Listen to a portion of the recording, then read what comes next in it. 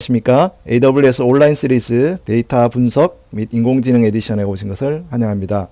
네, 저는 AWS에서 테크 에반젤리스트 일하고 있는 윤석찬이고요. 이번 시간에는 클라우드 기반 데이터 분석 및 인공지능을 통한 비즈니스 혁신이라고 하는 주제로 말씀드리겠습니다. 아침부터 이렇게 많이 와주셔서 감사드립니다. 오늘 강연 중에 궁금하신 점이 있으시면 질문을 하실 수가 있는데요. 이 고토웹이나 퀘스천 창에 질문 내역을 올려주시면 표시가 됩니다. 필요하시면 비공개로 요청하시면 저희가 비공개로 답변을 드리도록 하겠습니다.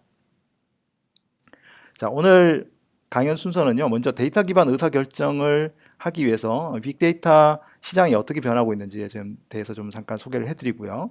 그리고 이제 클라우드 기반으로 빅데이터 분석할 수 있는 다양한 패턴들 몇 가지를 소개해드림으로써 여러분들 비즈니스 환경에 적합한 패턴을 선택하실 수 있도록 도와드리도록 하겠습니다. 그리고 상황에 따라서 어떤 AWS 분석 플랫폼을 이용하면 좋을지에 대해서 간단하게 소개를 해드리려고 합니다. 왜냐하면 오늘 이후로 계속 한 4개의 부가적인 온라인 세미나가 있는데 그 세미나에서 좀 더 상세한 부분을 다루게 됩니다. 그래서 오늘은 여러분들이 기본적인 지식들로만 가질 수 있도록 도움을 드리도록 하겠습니다. 먼저 데이터 기반 의사결정이란 이 데이터 기반 현황이 어떤지에 대한 좀 소개를 해드리려고 하는데요. 많은 기업들이 뭔가 데이터로 뭔가 하고 싶다라고 하는 욕구를 가지고 있어요. 뭐 매출도 올리고 싶고 마케팅 광고 최적화도 하고 싶고 회원에 대한 어떤 기본적인 개인화 솔루션이나 트렌드 파악이나 그리고 이런 도구들을 활용해서 뭔가 데이터 기반의 의사결정을 하고 싶다라고 하는 생각을 갖고 있습니다. 근데 많은 기업들이 여러 가지 어려운 문제점을 가지고 있어요. 예를 들어서 생산되는 데이터들이 한 군데 다 모이기 어렵다든지 아니면 이제 만들어지는 포맷들이 다 달라서 제대로 활용을 하려면 정제를 해야 된다든지 그리고 뭔가 새로운 것을 하려고 하는 때 회사가 갖고 있는 부담이 있죠. 뭐 레가시에서 해야 될지 아니면 신규로 만들어야 될지 아니면 이제 이걸 직접 개발해야 될지 아니면 뭐 제3의 회사에다 맡겨야 될지 그리고 이런 사람들을 이런 데이터 분석을 할 수 있는 어떤 데이터 사이언티스트나 이런 사람들을 채용할지 그리고 여기에 드는 예산을 어떻게 할지 굉장히 좀 많은 문제점을 가지고 있는 상태입니다. 근데 현재 우리가 여러분들이 데이터 분석을 통해서 뭔가 새로운 어떤 변화를 만들어야 된다는 것을 갖고 있는데 그게 어떤 형태로 바뀌어야 되는지에 대한 어떤 궁금증을 갖고 계실 것 같아요. 여기서 이제 데이터 분석에 플라이휠 효과라는 게 있는데 이건 뭐냐면 어떤 것을 우리가 자동차 페달을 돌렸을 때 그게 그냥 가만히 있어도 막 이렇게 굴러가잖아요. 그런 것처럼 이 데이터 분석에 대한 간성의 효과도 우리가 생각을 하고 이런 부분들을 계속 페달을 돌려야 된다는 거죠. 먼저 데이터 수집, 그러니까 우리 회사에서 생산되는 많은 데이터들, 랩로그부터 클릭 데이터들, 사용자 데이터들, 구매 데이터들 이런 데이터들을 수집을 해서 더 나은 분석을 이끌어냅니다. 뭐 대용량 데이터베이스가 될 수도 있고 아니면 NoSQL 데이터베이스가 될 수도 있고 데이터 웨어하우스가 될 수도 있고 아니면 실시간으로 데이터를 분석한다거나 비즈니스 인텔리전스를 높인다거나 데이터 레이크를 구축한다거나 이런 어떤 더 나은 분석 환경을 만들면 더 나은 서비스를 만들게 되겠죠. 이 더 나은 서비스에 우리가 필요한 것들이 현재는 인공지능이나 기계학습 같은 뭔가 예측 가능한 어떤 데이터들을 학습해서 만든 데이터를 만들면 더 많은 또 사용자가 생기고 이렇게 통해서 더 많은 데이터들을 수집을 하게 됩니다. 초기에 데이터 숫자가 좀 적고 하더라도 우리가 이 더 나은 분석과 더 나은 서비스 단계를 거치면 더 많은 사용자를 또 얻게 되고 이런 데이터 수집의 이런 간성 선순환을 만들 수 있게 된다는 거죠. 현재 우리가 이 IT 서비스에서 데이터량은 정말 폭발적으로 증가하고 있습니다. 제가 이 말씀을 드리지 않더라도 아마 여러분들은 대부분 다 잘 아실 텐데요. IDC에서 이제 2012년도에 나온 레포트에 보면은 지금이 이제 2018년도인데 2020년까지 40제타바이트의 데이터 성장률이 있을 거다. 매년 2배씩 이상 성장을 하고 있고요. 또 클라우드 컴퓨팅을 통한 비중이 2020년에는 40% 이상이 될 거다. 즉 다시 말해서 기존 데이터 센터나 우리가 장비를 사가지고 운영을 했다면 이 많은 데이터들을 처리하기 위해서는 기본적으로 클라우드 컴퓨팅이 필수적이다라는 것을 예측을 하고 있습니다. 그리고 우리가 가지고 있는 데이터들 중에 95% 이상이 비정형 데이터라는 거예요. 그러니까 뭐 로그라든지 아니면은 그냥 소셜 미디어 데이터라든지 사용자의 어느 피드백이라든지 우리가 기존의 어떤 데이터를 정형화시켜서 만들어서 관리하지 않는 그런 데이터들이 지금 굉장히 많이 들어오고 있다라는 것이 현재 현황이라고 볼 수 있겠습니다. 그렇다면 이런 빅데이터 분석을 하기 위한 기술 지형은 어떻게 바뀌고 있나, 이걸 좀 잠깐 살펴볼 텐데요. 제가 이전 직장에 다음이라는 회사에 다니고 있었는데요. 지금은 카카오로 합병된 이 다음에서도 저희가 2010년도에서 12년도 사이에 내부 빅데이터 클라우드 기술을 할 수 있도록 하기 위한 기술 내재 작업을 진행했었는데, 그때 장표에서 제가 가져온 거예요. 한 5, 6년 전에는 기존의 그 상용 분석 도구들, 뭐 예를 DW든 이런 상용 분석 도구들, 그 상용 데이터 플랫폼에서 할 수 없을 정도로 굉장히 많은 데이터가 나오고, 또 그런 것들을 좀 더 빠르게 운용을 하기 위해서 다양한 빅데이터 오픈소스 플랫폼이 나왔습니다. 네. 그래서 우리가 흔히 말해서 하두 플랫폼이라고 말하는 이 오픈소스 플랫폼을 통해서 굉장히 많은 기업들이 빅데이터 분석을 하기 위한 부분의 민첩성을 증대를 시키고, 또 그 당시쯤에서 이제 이 AWS를 비롯해서 이 클라우드 컴퓨팅 환경이 좋아짐으로써 데이터 저장소라든지 아니면 데이터 분석을 하기 위한 컴퓨팅 리소스가 굉장히 좋아지기 시작했죠. 그래서 굉장히 많은 그 오픈 소스들이 이 필요한 어떤 분석 그 스택에 따라서 이렇게 만들어져 있는, 여기 빨간색으로 보이는 것들이 모두 다 기술 우리가 분석 스택에서 이 오픈 소스로 대체 가능한 그런 것들이었죠. 그래서 굉장히 많은 기업들이 이런 오픈소스를 채택을 하게 됐습니다. 그래서 상용 분석 도구에서 오픈소스 플랫폼으로 들어왔다는 것이 최근 한 4년 정도 전까지 굉장히 활발하게 운영을 했다면, 그 이후에는 많은 기업들이 굉장히 많은 데이터들을 이 오픈소스 플랫폼뿐만 아니라 클라우드 컴퓨팅을 통해서 활용을 하기 시작했습니다. 그래서 뭐 하드 플랫폼을 아마존 웹 서비스에 있는 거대한 스토리지인 아마존 S3 심플 스토리 서비스에 담거나, 아니면 가상 서버 일렉트릭 클라우드 컴퓨트라고 하는 가상 서버들을 띄워서 이런 그 분석 서비스를 진행을 했습니다. 이것이 이제 초기에 많은 그 빅데이터 분석 플랫폼 회사들이 클라우드를 활용하는 케이스였거든요. 근데 최근 들어서는 이런 그 S3나 EC2 같은 그 매니지 서비스뿐만 아니라 실제로 아마존 웹 서비스가 제공해드리는 관리형 서비스, 분석 관리형 서비스를 활용을 하고 있습니다. 그래서 EC2에서 실제로 하드 플랫폼을 깔아서 쓰기보다는 아마존의 일렉트릭 맵리듀스라고 하는 아마존 EMR이라고 하는 플랫폼에 하드를 깔아 쓴다거나, 아니면 프레스토 엔진 같은 쿼리 엔진을 아마존 아테나라고 하는 서비스로서 활용을 한다거나, 이런 식으로 활용을 하고 있다고 볼 수가 있겠습니다. 자, 왜 클라우드를 사용할 수밖에 없을까요? 데이터 생성이라고 하는 것은 우리가 손쉽게 할 수가 있어요. 뭐 모바일에서 오는 데이터들, PC에서 오는 데이터, 그리고 로그들, 이런 것들은 굉장히 많이 생성이 되죠. 그리고 그 생성된 데이터를 지금까지는 지워버렸을 정도로 데이터가 적은 건 아닙니다. 그렇지만 이 데이터를 계속 수집해서 저장한다고 하는 것은 굉장히 어려운 일이죠. 수집 처리량도 한계가 있고, 또 저장 공간도 부족해요. 그래서 뭐 과거 데이터는 삭제하고 이렇게 했었었죠. 그리고 이 분석 예측 같은 경우도 보면은 이런 분석이라든지 데이터 분석이라는 것이 주기적으로 이렇게 일어나게 되는데, 그럴 때마다 고성능 컴퓨팅이 필요한데, 분석이라고 하는 것을 위해서 엄청나게 비싼 장비를 사놓는 것이 굉장히 어려운 부분이 있는 거죠. 뿐만 아니라 우리가 만드는 전통적인 BW, BI 도구들이 있는데, 그런 소프트웨어들 보면은 실제로 다른 예를 들어서 뭐 사내에 있는 그 내부 고객들, 예를 들면 뭐 그냥 HR이라든 마케팅이든 아니면 일반 기획자든 이런 분들한테 이런 DW, BI 도구들을 이렇게 원활하게 줄 수 있냐, 이 데이터에서 바로 뽑아주려면 또 다른 큰 프로젝트를 해야 되고, 또 비싼 소프트웨어를 구매를 해야 되고, 이런 어떤 문제가 있었죠. 그래서 이런 것들이 사실은 빅데이터 생성에는 좀 상대적으로 쉽다고 해도 수집, 저장, 분석, 예측, 그리고 그걸 협업 공유, 또 시각화, 이런 부분에 필요한 어떤 서비스들이 그렇게 좋지 않았다라는 문제가 있습니다.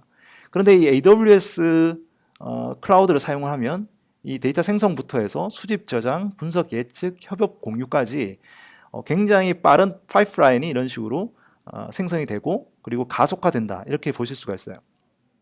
자, 그러면 데이터 수집과 저장 처리, 분석 시각화 같은 일련의 빅데이터 분석 과정에서 아마존 웹 서비스에 이런 다양한 서비스들이 들어가 있습니다. 빅데이터 분석 서비스가. 그래서 우리가 필요하다면 이 서비스들을 잘 골라서 원하는 요구사항에 맞춰서 빌딩 블록화 한 다음에 쓸 수가 있는 거죠. 이 클라우드의 장점이라는 것이 뭐냐면 클라우드는 일종의 딱 맞춤 서비스를 제공하는 게 아니고요. 여러분들이 갖고 있는 요구사항에 맞춰가지고 이러한 서비스들을 조합해서 레고 블록 조립하듯이 조립을 해서 만드는 거거든요. 그래서 뒤에 제가 그런 어떤 패턴들을 계속 소개를 해드리겠습니다만은 여러분들 이러한 서비스들을 잘 활용할 수 있다. 수집부터 저장 처리, 분석 시각화까지 여러분들이 뭐 간단하게 로고라든지 이런 걸 보시면 이게 무슨 서비스지 이렇게 느낌이 딱 안 오실 거예요. 근데 이런 서비스들이 왜 만들어졌는지를 잠깐 소개를 해드릴게요. AWS는 이제 고객들이 처음 서비스를 시작하면서 기본적으로 필요한 어떤 부분들을 계속 저희한테 요구를 하죠. 근데 그 요구한 거에 대해서 고객 피드백을 기반으로 해서 AWS가 분석 서비스가 계속적으로 혁신을 해왔습니다. 예를 들어서 아마존 EC2 같은 그냥 가상 서버에다가 데이터베이스, 뭐 MySQL이든 MS SQL이든 설치해서 그냥 사용을 할 수 있는데 이거에 대한 부담이 관리 부담이 많은 거죠. 예를 들어 데이터베이스 백업이라든지 아니면 데이터베이스 업데이트라든지 패치라든지 이런 것들을 할 때마다 뭐 다운을 하고 그다음에 이제 그걸 다시 올리고 이렇게 작업을 해야 되는데 그런 부분들을 좀 더 쉽게 하면서 우리는 데이터베이스에 대한 어떤 부분만 데이터베이스에 넣고 빼고 이런 성능 부분을 처리하고 관리 부담은 RDS 같은 서비스에서 쓸 수 있도록 아마존에게 요구를 한 거죠. 그래서 아마존이 RDS를 만든 거죠. 릴레이셔널 데이터베이스 서비스를. 근데 강계형 DB뿐만 아니라 NoSQL도 있냐? 이렇게 물어보는 거예요. NoSQL도 우리가 뭐 카산드라나 아니면 그 HBase라든지 이런 어떤 오픈소스를 사용을 했는데 여기만큼 성능이 좋은 그런 NoSQL 서비스가 있는지 또 물어봐서 저희가 DynamoDB라고 하는 서비스를 만들었고 아까 제가 말씀드렸지만 하드 배포나 관리 같은 것들이 힘들었을 때 필요한 아마존 EMR 그리고 기존의 DW는 굉장히 비싸고 느리고 하잖아요. 그래서 그것들을 좀 더 클라우드에서 빠르게 데이터 소스를 얻어와서 쓸 수 있으려면 어떤 게 있을까? 그래서 저희가 만든 게 아마존 레드시프트입니다. 그리고 이제 이 기존의 아마존 RDS 서비스를 쓰고 있지만 이 성능을 좀 더 확장을 하고 그리고 상용 DB급의 성능을 확보하고 싶다. 그랬을 때 저희가 만든 것이 아마존 오로라라고 하는 RDB 서비스입니다. 그래서 이것들을 계속적으로 많은 고객들이 요청을 해서 저희가 이런 서비스를 만들고 있고 실시간 데이터 서비스를 만약에 하고 싶다? 그러면 키네시스. 그리고 최근에 많은 요구 중에 하나가 뭐 데이터 클렌징, 그러니까 데이터 전처리 작업을 하기 위해서 필요한 서비스가 필요하다 그래서 저희가 AWS 글루라는 서비스를 만들었고요. 그리고 최근에 인공지능 뭐 딥러닝 엄청나게 활발하게 지금 많은 분들이 공부도 하고 지금 도입도 하고 있지 않습니까? 근데 이것들을 좀 더 빠르게 배포하고 모델링 할 수 있도록 해주는 관리 서비스가 필요하다 그래서 저희가 세이지메이커 같은 서비스를 만들었거든요. 그리고 지금 보시면 앞에 저희가 만들어놨던 이런 모든 서비스들이 다 고객의 피드백에 의해서 각각의 기능에 필요한 것들을 저희가 매니지 서비스로 만들고 있다고 보시면 되겠습니다. 이렇게 AWS 기반으로 빅데이터 분석하는 사례가 굉장히 많이 있어요. 지금 보여드리는 로고가 AWS 기반으로 빅데이터 분석하는 사례인데 예를 들어서 뭐 넷플릭스라든지 아니면 GE 오일 앤 가스 그 다음에 뭐 엑스퍼디아, 삼성 이런 어떤 대기업들 뿐만 아니고요. 작은 어떤 기업들 코세라라든지 아니면 작은 이제 스타트업들까지도 AWS 기반으로 빅데이터 분석을 하고 있습니다. 그래서 대기업부터 중견 소기업 그리고 뭐 심지어 일반 개발자들까지 AWS가 제공해드리는 빅데이터 분석 서비스들을 빌딩 블록해서 쓸 수가 있게 되겠습니다. 그래서 간단하게 한국에서 어떤 회사들이 이런 AWS 기반 빅데이터 분석을 하고 있는지 잠깐 소개를 해드리면 올 4월에 굉장히 좀 많은 분들이 놀랐던 그런 서비스가 삼성중공업에서 6회상의 선박 데이터를 수집해가지고 스마트 선박 운행 시스템을 구축한다. 라는 그런 어떤 발표가 있었거든요. 그래서 AWS 기반으로 레드시프트 기반으로 해서 DW를 구축하고 그 다음에 필요하면 인공지능까지 확장하는 그런 어떤 발표가 있었고요. 그리고 지난 4월 서밋 때 현대카드에서 피코라고 현대카드가 갖고 있는 20억 건 이상의 결제 로그랑 그 다음에 쇼핑 데이터, 상품 데이터를 기반으로 추천 서비스 만들었던 그런 분석 서비스 만들었던 케이스도 있었고요. 그리고 우리가 집에서 그 전기량을 예측을 해서 가정용 또는 상업용의 전기 사용량을 분석해주는 엔코드라고 하는 그런 서비스도 AWS 기반으로 만들고 있습니다. 또 여러분들 많이 사용하시는 맛집 추천 서비스 망고플레이트 여기도 AWS 기반으로 해서 추천 서비스를 제공을 하고 있어서 9배 이상 속도가 늘어난 걸 볼 수가 있고요.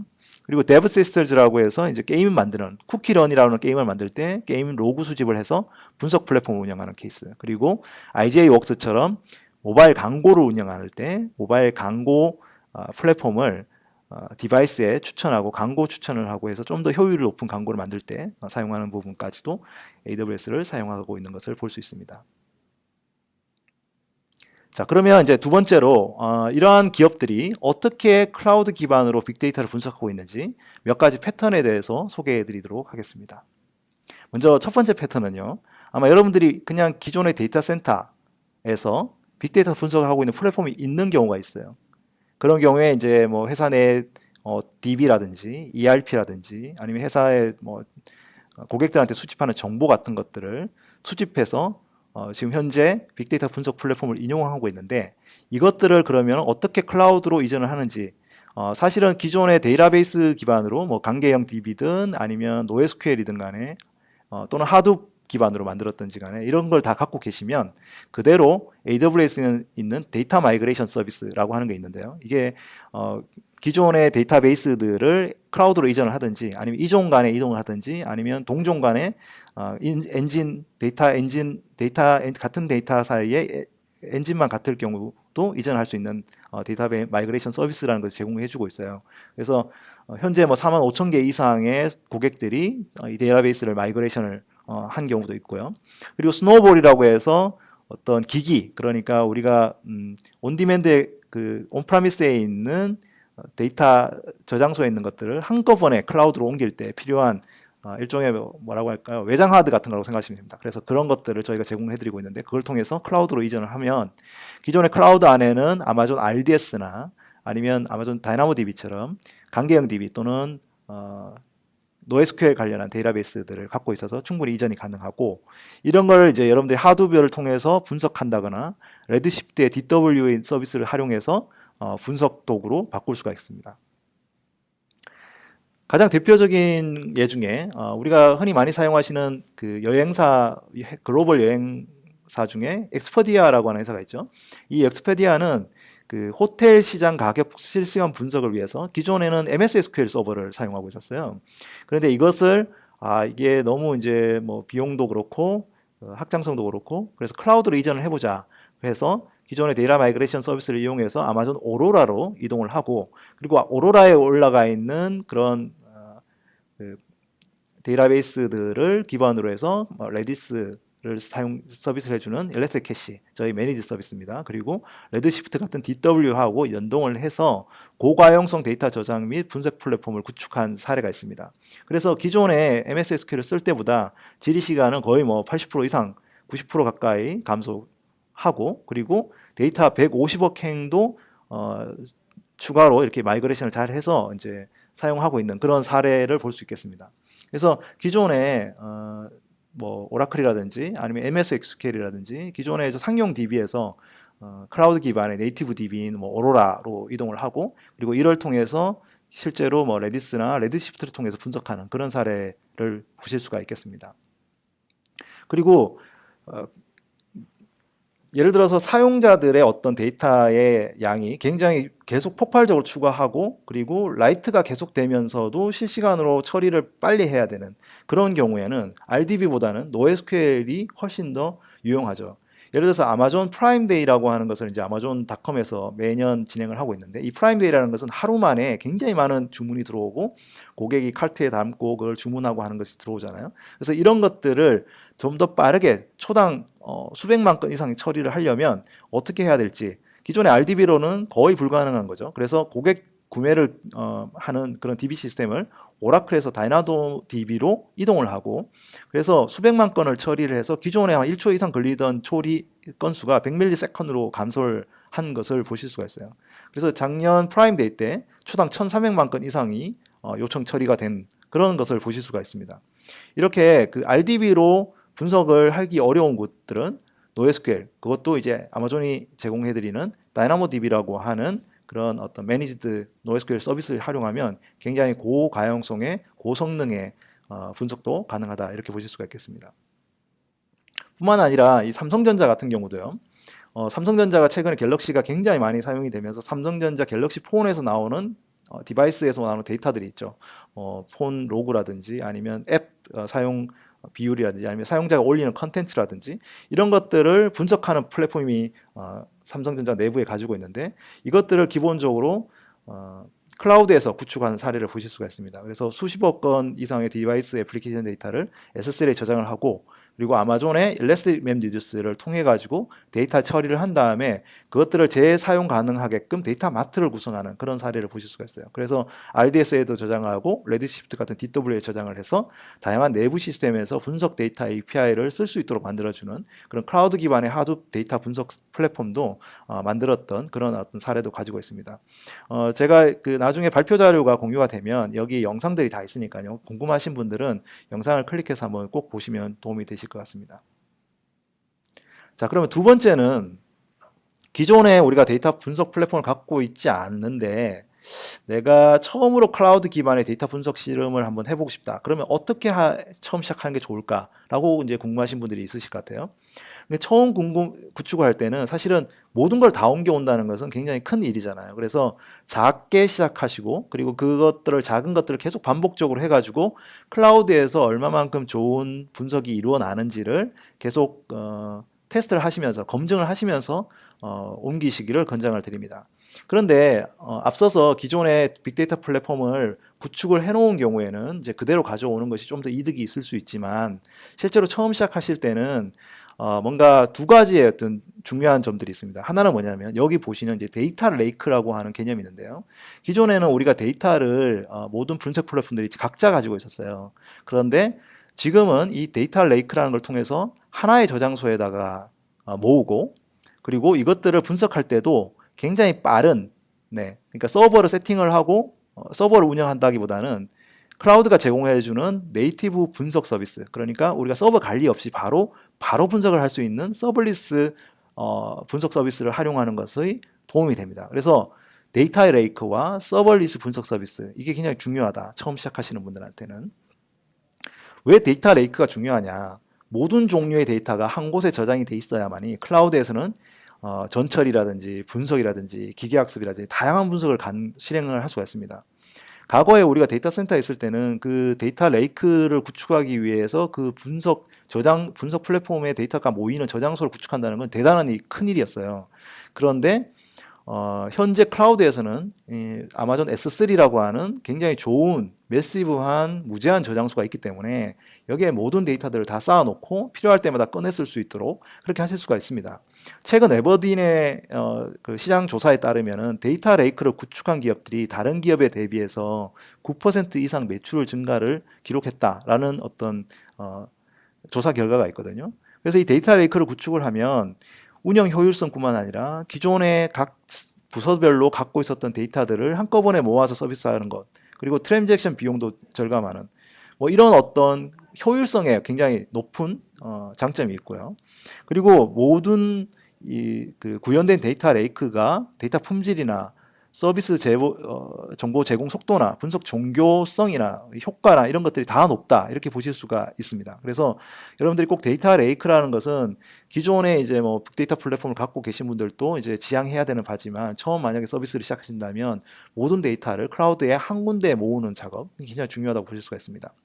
그래서 이 데이터 레이크를 한 군데 모아 놓으면 굉장히 좋은 게 뭐냐면 자동화된 파이프라인을 만들 수 있다는 거예요. 그래서 데이터 레이크에서 전처리 단계별로 독립적인 방식으로 구축을 하고 각종 AWS 관리 서비스로서 필요한 부분에 확장을 하고 또 필요한 부분만 갖다 쓸 수 있도록 하기 때문에 비용도 절감을 할 수가 있습니다. 예를 들어 여러분의 데이터를 아마존 S3에다가 넣어 놓으면 만약에 이걸 하둡으로 처리를 한다고 쳤을 때 데이터 레이크에 있는 S3 데이터를 하둡으로 자동으로 이렇게 데이터를 옮겨서 쓸 수가 있는데요. 이렇게 작업을 트리거링을 할 수 있는 것을 AWS 람다라고 하는 서비스를 통해서 트리거링 할 수 있어요. 예를 들어 주기적으로 우리가 이걸 이제 손으로 이렇게 수동으로 분석 플랫폼 운영하는 게 아니라 람다 서비스를 활용을 하면 자동으로 어떤 그 파이프라인 워크로드를 만들어낼 수가 있습니다. 그렇게 이제 ETL 작업이 끝났다면 그걸 다시 작업된 것을 S3에 저장을 하고요. 그래서 그 작업들에서 S3에 저장된 데이터를 다시 레드시프트에 넣고, 그래서 이런 식으로 우리가 기존의 데이터 그 분석 파이프라인을 자동화해서 만들 수 있다는 것이 데이터 레이크의 장점이라고 볼 수 있습니다. 두 번째는 서버리스 데이터 분석 서비스를 활용하는 건데요. 이 서버리스 데이터 분석 서비스에서 서버리스란 말이 서버가 없다는 말인데요. 이 서버가 없다는 말은 사실은 사용자 측면, 그러니까 여러분들 측면에서 준비해야 될 서버나 관리해야 될 서버가 없다는 얘기입니다. 물론 이제 AWS는 뒷단에 서버를 가지고 여러분들이 필요할 때마다 그 서비스, 분석 서비스를 활용할 수 있도록 해드리겠죠. 그리고 데이터 분석을 할 때, 실행할 때만 가금을 하는 거죠. 예를 들어서 과거에는 데이터 분석을 할 때는 서버가 켜져 있는 시간마다 가금을 했다면 쿼리를 던질 때마다 가금을 한다. 이게 가능한 겁니다. 그래서 뭐 SQL 쿼리를 던졌을 때만 가금을 하겠다. 그럼 굉장히 비용 절감이 많겠죠. 왜냐하면 뭐 필요할 때마다 사용을 하는 거니까요. 늘 24시간 켜놓지 않아도 되니까. 그리고 필요할 때마다 가금을 하고 또 사용량도 그대로 자동으로 확장을 하고 또 그 뒷단을 다 AWS 관리가 하고 있으니까 고가용성의 합법성, 장애 방지 이런 것들을 다 AWS가 담당을 하게 됩니다. 그래서 이러한 서버리스 데이터 분석 서비스가 최근에 많이 들어오고 있는데 예를 들어서 뭐 전처리 작업을 하는 ETL 서비스라는 글루라든지 IoT 데이터 분석을 하든지 아니면 그걸 수집하는 AWS IoT 서비스 같은 것들은 별도로 서버가 없고 그냥 그 서비스를 활용만 하면 되겠습니다. 그리고 아마존 S3에 들어있는 데이터를 파일체로 되어 있는 데이터들을 바로 쿼리를 던져갖고 분석을 하게 하는 아마존 아테나라고 하는 서비스가 있고 그렇게 나온 서비스를 실제로 킥사이트라고 하는 걸 통해서 시각화로 만들 수가 있어요. 그래서 이런 어떤 일련의 과정에서 나오는 모든 서비스들이 사실은 대부분 다 서버리스, 그러니까 서버 관리가 필요하지 않는 그런 서비스가 되겠습니다. 여러분들이 만약에 앞으로 새로운 어떤 분석 서비스를 운영한다면 데이터 레이크와 서버리스 분석이 꼭 활용하시면 좋겠고요. 아마존 S3 같은 높은 내구성과 가용성이 높은 무제한 객체 스토리지에다가 데이터들을 저장을 하고 여기에 있는 데이터들을 바로 필요할 때마다 그때 표준 SQL을 통해 가지고 쿼리를 던지고 거기에서 나온 쿼리를 바로 내부 고객들이나 이런 분들한테 시각화해서 바로 이제 비즈니스 인텔리전스를 보여주는 그런 사례를 보실 수가 운영할 수가 있겠습니다. 자, 제가 잠깐 데모를 잠깐 보여드릴 건데요. 지금 보여드리는 데모는 아마존 S3의 일렉스틱 로드 밸런스에서 오고 있는 데이터 로그들이 막 쌓이잖아요. 근데 로드 밸런스 오는 데이터들을 바로 쌓아놓고 S3 파일로 떨궈놓고 그거를 아테나와 킥사이트로 이제 보여드리는 예제를 잠깐 보여드리도록 하겠습니다. 지금 보이는 콘솔은 아마존 아테나라고 하는 서비스고요.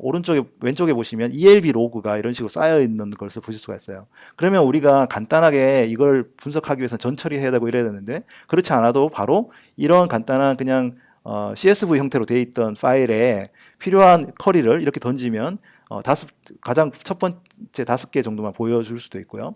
또 그 다음에 기존에 이제 여러 쿼리들을 이렇게 쌓아놓으면 필요할 때만 가금을 하는 겁니다. 그래서 이걸 쿼리 던질 때만 가금을 하고 현재는 이제 ELB에서 ELB 네임이랑 그 다음에 그거의 숫자, 개수, 컬럼 개수 이런 식으로 이제 하고요. 지금 이 킥사이트는 뭐냐면 기존에 이런 식으로 분석된 데이터들을 이렇게 바로 시각화할 수 있는 서비스거든요. 보시면 뭐 아테나부터 해서 S3, DB 그리고 뭐 트위터 데이터들 이런 것들을 한꺼번에 가져와서 필요할 때마다 볼 수 있는 겁니다. 제가 금방 아테나에서 ELB 로그들을 분석을 했잖아요. 근데 이것들을 바로 시각화를 한번 해볼게요. 지금 아테나에서 우리가 세팅되어 있는 값을 보시면 S3에 있는 그 결과값을 이제 그 로케이션에 저장이 되고 그러니까 여기에 있는 데이터 소스를 가져와서 우리가 간단하게 시각화를 보여드리도록 하겠습니다. 그러면 먼저 이렇게 그 아테나에 있는 DB를 선택을 하게 되는 거죠. ELB 로그를 선택을 하면 우리가 이제 로드 밸런스에서 오는 그 데이터 로그들을 선택을 하게 됐고요. 그러면 아무리 큰 데이터라고 하더라도 바로 이 엔진에서 그 분석을 해가지고 시각화할 수 있도록 이렇게 만들어 주는 겁니다. 지금 보시면 이제 ELB 로그 필드들이 있고요. 그래프를 하나 만들어 볼 건데 어떤 거냐면 시간에 따라서 ELB에 들어온 그 바이트 수, 데이터 바이트 수가 얼마나 어떻게 바뀌고 있는지를 보는 겁니다. 예를 들어서 지금 센트 바이트 수와 시간에 따라 가지고 이런 식으로 시각화돼서 보여지는 것을 볼 수가 있죠. 그러니까 파일을 하나 떨궜을 뿐인데 우리가 필요한 쿼리를 바로 던져보고 그리고 이것을 시각화하는 데까지도 이렇게 서버 분석 없이 그냥 간단하게 그냥 제가 한 몇 분 안에 이렇게 하는 것을 보실 수가 있겠습니다. 이런 아테나는 기존에 많은 기업들이 사용을 하고 있는데요. 무버블 잉크라고 하는 회사는 광고 기술을 하는 회사예요. 매일 100테라 이상의 데이터가 쌓이는데 그때그때 필요한 쿼리를 한 번씩 던져야 되는데 그때마다 이 데이터들을 다 전처리를 하고 작업을 하기가 힘들잖아요. 그래서 S3에 놔두고 작업을 했을 때 필요한 쿼리의 그 비용 절감이 그러니까 예를 들어 전처리 작업을 하는 뭐 EMR을 하든지 이런 전처리 작업하는 걸 안 하고 15,000불 이상의 절감을 하고 성능도 50% 이상 상승된 걸 보실 수가 있어요. 그러니까 그냥 데이터 S3에 저장되어 있는 데이터 레이크에 저장되어 있는 파일에서 그냥 바로 쿼리를 던질 수 있는 거죠. 이 빅피니트라고 하는 회사는 바이오 제약 분석 솔루션 회사인데 AWS IoT에서 오는 제조 디바이스가 있는데 예를 들어서 약품을 제조하는 공장에서 이제 오는 디바이스 로그들을 S3 데이터 레이크를 저장한 다음에 필요할 때마다 그때그때 유해 합성물이 분석됐는지 아닌지를 예측하는 거죠. 그래서 어떤 약이 잘못 만들어지면 안 되잖아요. 그래서 그런 것들을 바로바로 분석해주는 서비스가 되겠습니다. 그래서 굉장히 이 회사가 스타트업인데 많은 제약회사들하고 일하고 있는 그런 것을 보실 수가 있습니다. 그리고 이제 올렉스라고 하는 회사는 브라질에 있는 쇼핑 사이트예요. 근데 이 사이트도 기존에는 굉장히 이 데이터 쇼핑 로그들을 분석하는데 어려웠는데 이 아테나를 통해서 이틀 만에 분석 도구를 개발해서 배포할 수 있었다. 이런 것을 보실 수가 있고요. 그리고 기존에 아틀레시안이라고 이제 아마 여러분들 개발자시면 익숙하신 뭐 지라라든지 아니면 빗버킷이라든지 이런 걸 만드는 회사인데 이 회사가 개발 협업 도구에 나오는 그 데이터들을 분석하기 위해서 프레스토라고 하는 이제 지리 엔진을 사용하고 있었는데 사실 아테나가 프레스토 지리 엔진의 매니지드 서비스 버전이거든요. 그래서 이 기존의 프레스토 엔진을 만약에 갖고 있다면 아테나로 옮겼을 때 서버 관리를 하는 부담을 제거하는 그런 케이스도 있었습니다. 이 킥사이트 같은 경우에는 굉장히 많은 기업 고객들이 사용을 하고 있어요. 즉 아까 보였듯이 기본적으로 이 시각화할 수 있는 다양한 그래프와 이런 것들이 있어서 기존에 굉장히 많은 분석 도구들하고 잘 접목을 해가지고 기업 내부에 있는 고객들, 그러니까 일반 그냥 IT하고 관련이 없는 뭐 HR이나 마케팅이나 기획자들한테도 아이디를 줘가지고 아테나에서 나오는 데이터 또는 아니면 DB에서 나오는 데이터들을 바로 분석해서 시각화해서 볼 수 있는 그런 장점이거든요. 그래서 킥사이트를 활용하는 경우도 있고요. 지멘스, 볼보뿐만 아니고 지멘스 같은 경우에도 기존의 이 킥사이트 자체가 내부적인 어떤 클라우드 내부에서 버추얼 프라이빗 클라우드라든지 아니면 프라이빗 링크라든지 아니면 사용자 인증이라든지 이런 것들이 잘 되어 있었기 때문에 그래서 더 원활하게 그 보안에 강력하게 또 이런 시각화 도구들을 제공해 줄 수 있다. 이런 부분도 킥사이트의 큰 장점이라고 볼 수 있겠습니다. 자, 세 번째는 우리가 실시간으로 빅데이터를 처리하는 아키텍처인데요.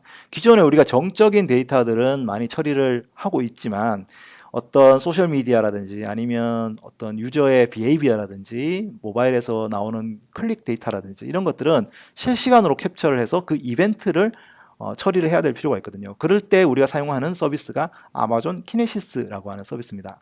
아마존 키네시스는 실시간으로 오는 데이터들을 수집을 해가지고 필요할 때마다 데이터 레이크에 저장을 하든지 아니면 뭐 다른 뭐 데이터 분석 서비스에 전달해 줄 수 있는 그런 역할을 해주는 서비스입니다. 그래서 데이터 레이크에 저장된 것들을 스트림으로 데이터가 오는 것들을 엘리서치라고 하는 서비스를 통해 가지고 뭐 키바나 같은 것을 통해 가지고 로그 분석을 해서 시각화하는 그런 부분도 가능하겠죠. 그래서 이 키네시스를 통해서 실시간 데이터를 자동화된 파이프라인으로 구축할 수도 있겠습니다. 이 실시간 데이터로 분석하는 사례 중에 뭐 대표적인 예 중에 하나가 슈퍼셀이라고 하는 게임 회사인데요. 이 회사는 잘 아시겠지만 게임을 그 클래스 오브 클랜이나 그런 게임에서 게임성이 굉장히 수시로 바뀌는 게임입니다. 예를 들어서 내가 어떤 게임이면 어떤 기획돼 있잖아요. 근데 그 사용자의 어떤 행태에 따라서 게임이 계속 바뀌면 재미가 배가가 될 거지 않습니까? 그래서 기존의 게임 로그들을 계속 수집을 S3에 하고 그리고 EMR을 통해서 DW를 통한 데이터 클렌징을 하고 또 금방 말씀드린 키네시스 통해서 게임 사용자 실시간 데이터를 수집한 다음에 거기서 나오는 결과를 바로바로 게임에 반영함으로써 더 재밌는 게임을 만드는 그런 어떤 사례가 볼 수 있고요.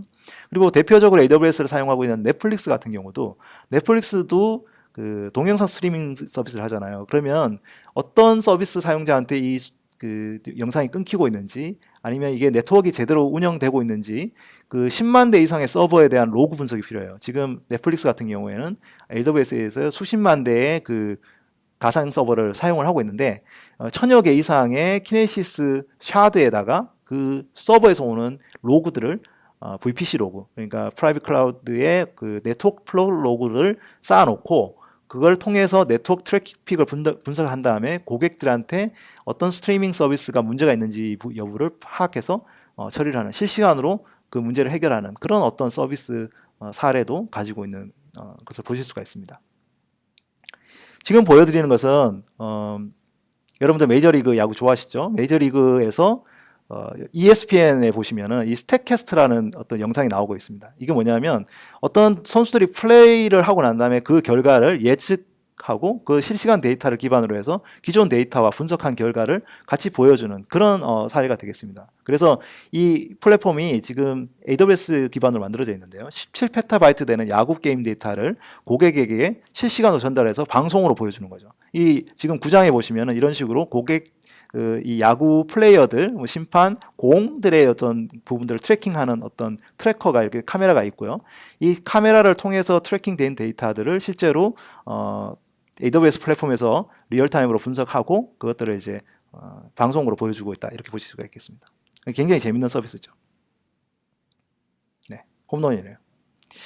자, 그리고 이제 국내 회사 중에 하이퍼커넥트라고 하는 회사가 아저라고 하는 아주 그 글로벌 하상 채팅앱을 갖고 있어요. 이게 굉장히 인기가 있거든요. 아마 여러분들은 잘 모르실 수 있어요. 왜냐하면 해외에서 인기가 있기 때문에 전 세계 1억 이상의 다운로드를 갖고 있고 현재 뭐 1 이벤트 수가 7억 건 그리고 사람들 사이에 매칭을 해주는 매칭 수가 5천만 이상 됩니다. 그래서 데이터가 연간 3배 이상으로 증가하고 있어요. 그래서 이것들을 수집하기 위해서 기존에 EC2에다가 설치를 해서 사용을 했었는데 수집 집계를 하는데 너무 많은 시간이 걸리니까 레드시프트를 통해서 DW를 통해서 수집을 했더니 3배 가까이 시간을 단축을 했고요. 그리고 데이터 전처리 같은 경우도 EMR을 통해서 활용을 했더니 4시간에서 18분으로 12배 이상 속도가 증가한 걸 보실 수가 있어요. 그리고 이런 것들을 데이터 분석을 실시간으로 엘리서치를 통해 가지고 다양한 시각화를 통해서 보여주는 그런 사례도 있습니다. 그래서 데이터들이 굉장히 많은 매시브 데이터들이 AWS에 들어왔을 때 그것들을 S3에 저장을 하고 그걸 통해서 DB와 그리고 레드시프트 같은 DW와 그리고 EMR 같은 전처리 작업과 그리고 일리서치 같은 리얼타임 리포트 이 네 가지를 한꺼번에 AWS를 통해서 함으로써 굉장히 빠른 속도로 그 고객의 패턴과 현재 현황들을 분석할 수 있게 됐습니다. 자, 이제 네 번째로는 기계학습용 빅데이터 처리 아키텍처를 소개해 드리려고 합니다. 요즘 인공지능이 굉장히 많은 화두가 되고 있죠. 그래서 고객 데이터를 기반으로 어떤 예측을 통해서 신규 서비스와 매출을 창출하고자 하는 그런 니즈가 굉장히 많이 있습니다. 그래서 머신러닝, 즉 기계학습과 딥러닝 같은 부분을 활용해서 인사이트를 얻고자 하죠. 그래서 이러한 어떤 서비스를 활용을 할 수 있었으면 굉장히 좋겠고요. 이런 부분들을 해주는 어떤 그 클라우드 서비스가 필요로 하게 됐습니다. 현재 굉장히 많은 회사들이 비즈니스 의사 결정할 때 기계학습을 도입하고 있어요. 지금 보면 IDC의 인공지능 채택 설문조사를 보시면은 이미 도입하고 있거나 2년 내에 도입할 계획이라고 한 회사들이 거의 대부분 80% 이상을 차지하고 있는 걸 보실 수 있고요. 그리고 이것을 사용해가지고 배포를 할 때 그러면 이 클라우드 기반의 기계학습 플랫폼들을 어디에 쓸 거냐라고 하니까 대부분 클라우드 제공 업체 또는 퍼블릭 클라우드 호스팅, 즉 다시 말해서 이 두 군데가 거의 한 50% 이상이 되고 그리고 이제 뭐 사내 인프라로 배포하겠다는 데가 40% 정도 되는 거죠. 그러니까 굉장히 많은 회사들이 도입을 하고 있고 현재 클라우드로 도입하는 부분들이 더 중요해지고 있습니다. 현재 뉴클래스라고 하는 리서치사에 보시면 작년에 그 클라우드 기반으로 그 텐서플로우 그러니까 딥러닝 학습 모델을 활용한 그런 프로젝트들을 조사를 388개를 조사를 했더니 그중에 88%가 AWS 기반으로 구동되더라 이런 얘기가 있습니다. 즉 다시 말해서 우리가 최근에 인공지능을 이나 이런 어떤 딥러닝 학습 플랫폼을 만들 때 많은 회사들이 사내에 구축하기도 하지만 굉장히 많은 회사들이 클라우드 기반으로 구축을 하기 시작하고 있다. 그리고 그것들은 점점 더 늘어나고 있다. 이런 것을 보실 수가 있습니다. 그 대표적인 사례로 글랩이라고 하는 회사가 있는데요. 이 회사는 동남아시아 여러분들 혹시 뭐 태국이나 아니면 베트남에 가보시면 우버 대신 사용하고 있는 그런 그 자동차 공유 서비스입니다. 그래서 뭐 굉장히 최근에는 이 그랩이 그냥 그 자동차 공유 모빌리티 서비스뿐만 아니고 지불 서비스나 뭐 배달 서비스나 이런 쪽으로 확장을 하고 있거든요. 그래서 굉장히 많은 그 사용자가 동남아시아에서 9천만 앱 다운로드가 있으니까 굉장히 많죠. 그리고 500만 개 이상의 사업자들이 여기 연계돼서 일반 소비자들하고 서비스를 사용을 하고 있습니다. 여기에 그랩 같은 경우도 인프라 레이어부터 해서 컴퓨팅 레이어, 머신러닝 레이어까지 다양한 레이어의 AWS 서비스와 다른 기술을 조합해서 사용을 하고 있고요. 150만 건의 실시간 예약 데이터를 처리해가지고 클라우드 네이티브 데이터 분석을 하고 있고, 또 기계학습 기법을 활용해가지고 예를 들어서 어떤 그 지역에 고객 콜이 많다 그러면 거기에 맞게끔 운전자들을 효율적으로 매칭해주는 그런 어떤 구현 기법도 그 기계학습을 활용해서 사용을 하고 있습니다. 예를 들어서 그렇게 함으로써 운전자들이 한 곳으로 빨리 모여가지고 그 교통 수요를 처리할 수 있도록 해주는 그런 형태로 이제 제공을 해주고 있습니다. 더 자세한 것은 아마 여러분들이 링크를 통해서 한번 보시면 좋을 것 같고요. 한국에서도 이제 웅진 싱크빅이라는 회사가 있는데 여기에도 데이터 추천 학습 코칭 같은 것을 AWS 기반으로 구축한 게 있습니다. 지난 4월에 이제 발표를 해주셨는데 현재 웅진 싱크빅 같은 경우에는 그 북클럽 회원들 그리고 여기에 학습 회원들이 44만 명 정도가 있고 70만 개가 넘는 과목이 있대요. 그러면 여기에서 그 싱크빅 선생님들이 회원들의 학습 데이터를 기반해서 학습 코칭이 필요했다는 거죠. 그래서 기존에는 그냥 데이터 없이 그냥 얘가 잘하고 있는지 없는지를 보고 그랬는데 이 코칭 데이터를 처리하기 위해서 기존의 IDC에 있는 데이터를 AWS로 옮겨서 키네시스와 그다음에 일렉스 서치를 통해서 데이터를 실시간으로 받고 그리고 그것들을 이제 EMR을 통해 가지고 전처리를 하고 그렇게 한 다음에 이제 레드시프트나 아니면 기존의 NoSQL 기반의 프로덕션 엔진에 넣어서 사용을 한 그런 경우가 있습니다. 그래서 데이터 레이크 S3의 데이터 레이크도 구축해서 이렇게 데이터도 옮기고 그리고 굉장히 다양한 AWS 분석 서비스를 활용해서 이 코칭 학습 코칭 같은 걸 하게 된 거죠. 그래서 지금 그 웅진 싱크빅 모바일 앱에 보시면 여기 보시면 이제 학생마다 이 친구가 어떤 단계에 와 있고 어떤 문제를 잘하고 했고 어떤 고쳐야 될 습관이 있는지를 다 예측을 해가지고 이것을 할 수 있도록 코칭을 해주고 있는 거죠. 그래서 선생님하고 같이 이런 것들을 볼 수 있도록 그렇게 해놓고 있습니다. 자, 그런데 여전히 기계학습은 개발자한테 복잡하고 어렵죠. 예를 들어서 훈련 데이터를 수집 저장하고 그리고 어떤 알고리즘을 선택할지 그리고 어떤 인프라를 세팅을 해가지고 빅데이터 딥러닝 데이터 분석을 할지 데이터 모델 훈련을 할지 이런 것들도 해야 되고 가장 문제는 뭐냐면 이런 것들에 통해서 모델이 만들어져도 모델을 계속 튜닝을 해야 됩니다. 그래서 데이터는 계속 들어오죠. 그러면은 더 나은 모델을 만들기 위해서 계속적으로 반복해야 될 작업 이런 것들이 이제 있죠. 그 다음에 이렇게 만들어진 모델을 배포를 하고 서비스를 하는 아까처럼 예를 들어 웅진 싱크빅 같은 경우에는 학습 코칭용 예를 들어서 고쳐야 될 문제들에 대한 예측 모델을 만들어서 그걸 통해 가지고 모델을 만들었으면 그걸 이제 모바일 앱으로 이제 배포를 하게 되는데 그 모델을 계속 튜닝하는 작업 그리고 그걸 모델을 만들어서 배포하는 작업 이런 것들이 모두 인프라와 관련된 그런 작업들이 되겠습니다. 그래서 AWS가 만든 서비스는 아마존 세이지메이커라고 하는 서비스고요. 아마 그 세 번째 시간에 아마 또 웨비나 시간에 있으니까 자세하게 설명을 들으시겠지만 모델 생성부터 해서 훈련 배포까지 원클릭으로 서비스를 할 수 있도록 만들어주는 그런 서비스가 되겠습니다. 그래서 이 세이지메이커 기반으로 기계학습 구현을 한 대표적인 사례 중에 하나가 디지털 글로브라고 하는 회사인데 이 회사는 전 세계 그에다가 위성 지도를 서비스 해주는 회사예요. 그래서 아마 한국에 있는 어떤 회사들도 이 디지털 글로브에서 찍는 위성 사진들을 쓰기도 하고요.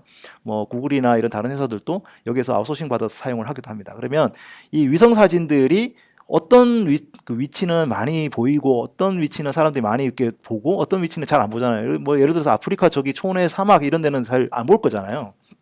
그러니까 모든 그 이미지 파일들, 위성 파일들을 다 만들어 놓을 수는 없는 거예요. 그래서 캐시가 굉장히 히트가 높은 곳에 캐싱을 해 놓는데 그것을 이제 예측을 하는 거죠. 그래서 세이지메이커를 통해서 사진이 들어오고 그 사진을 통해서 사용자들이 어떤 액션을 하는 거에 따라 가지고 예측 모델을 만든 다음에 필요한 사용자들이 제일 많이 사용되는 이미지들만 캐싱을 해 놓는 것을 해서 캐시 레이트가 2배 이상 떨어진 그래서 굉장히 그 사용자 트래픽과 그 저장 공간을 효율적으로 사용한 그런 예제가 되겠습니다. 그래서 아무튼 세이지메이커를 통해서 사실 이 회사는 이미지를 전반으로 하고 있는 회사지만 충분히 기계학습 모델을 사용해서 좋은 어떤 결과를 얻는 그런 사례를 볼 수 있겠습니다. IJ웍스 같은 경우에는 아까 제가 소개해드린 대로 광고 기술을 하는 회사잖아요. 이 회사는 50억 건 이상의 디스플레이 광고를 처리하는 트레이딩웍스하고 2만 개가 넘는 모바일이 탑재된 애드블릭스라는 서비스를 갖고 있는데, 이렇게 많은 데이터에서 오고 있는 것들을 광고 효율을 개선하고 최적화를 하기 위한 어떤 모델을 만들고, 편의 모델을 만들고, 그걸 이제 프로덕션에다가 넣는 거를 하기 위해서 뭐 인프라를 세팅하고 그다음에 그것을 이제 처리하는데 너무 많은 시간이 들어오고 있었는데, 이 세이지메이커를 통해 가지고 충분히 AI 랩의 업무 효율성이 높아졌다라는 것을 볼 수가 있고요. 그리고 이제 이러한 어떤 세이지메이커 활용하는 회사들은 뭐 G 헬스케어부터 해서 뭐 호텔닷컴, 그리고 틴더 같은 이제 매칭 서비스 해주는 회사들, 그레마리 같이 이제 그 영어 문법 이렇게 추천해주는 스타트업들, 굉장히 많은 회사들이 이 세이지메이커를 최근 활용을 하고 있습니다. 서울 리전에도 이제 들어와 있거든요. 꼭 한번 써보시면 좋을 것 같습니다. 자, 이렇게 실시간으로 기계학습용 빅데이터 처리를 구축할 때 머신러닝이나 딥러닝 같은 어떤 모델을 만들 뿐만 아니고 기존의 클라우드가 제공해주는 AI 서비스, 그러니까 기존에 우리가 갖고 있지 않은 데이터를 기반으로 예측 서비스를 만드는 것들을 가지고 액션을 하는 것도 진짜 중요한 것 중에 하나죠.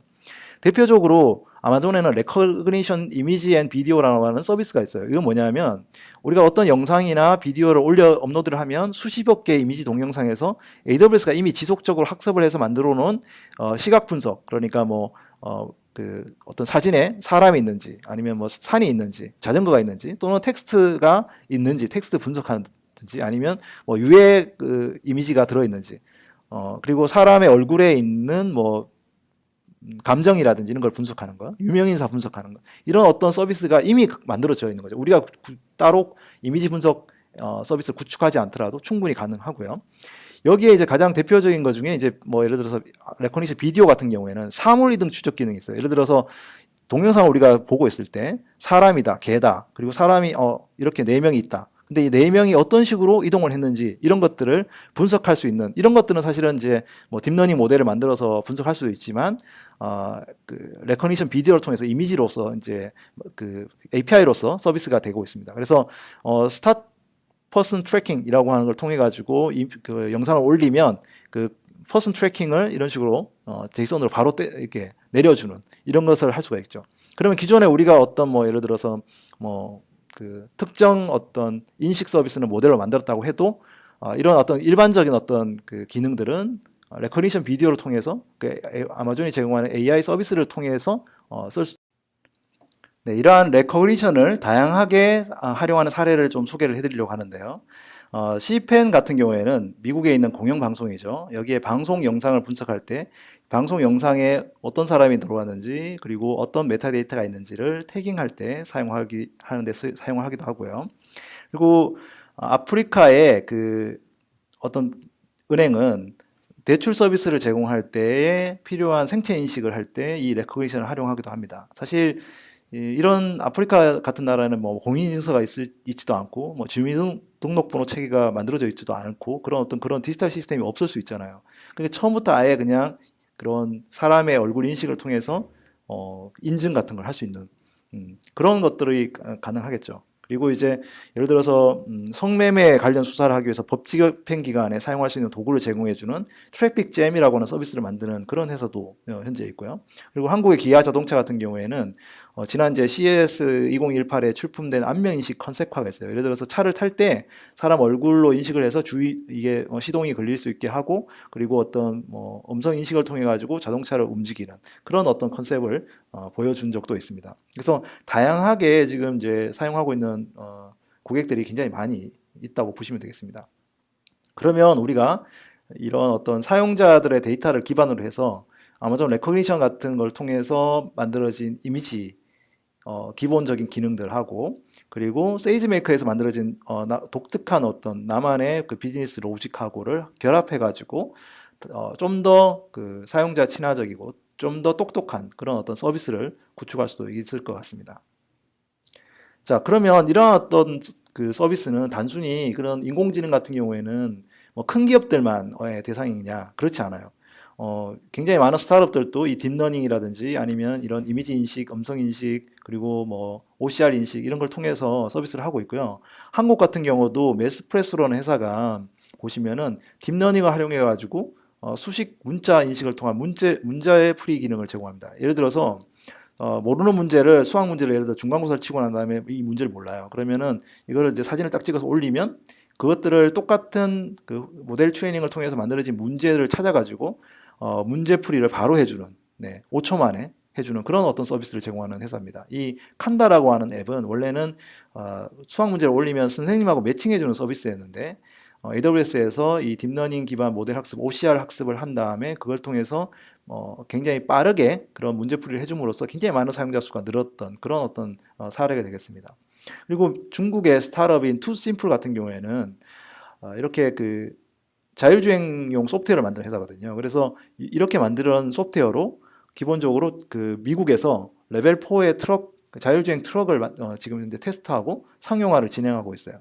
사실 자율주행이라 그러면 굉장히 큰 회사들이 할 거라고 생각이 들잖아요. 근데 그렇지 않고 이런 스타트업들도 충분히 클라우드를 통해 가지고 서비스를 만들고 운영하고 있는 것을 보실 수가 있습니다.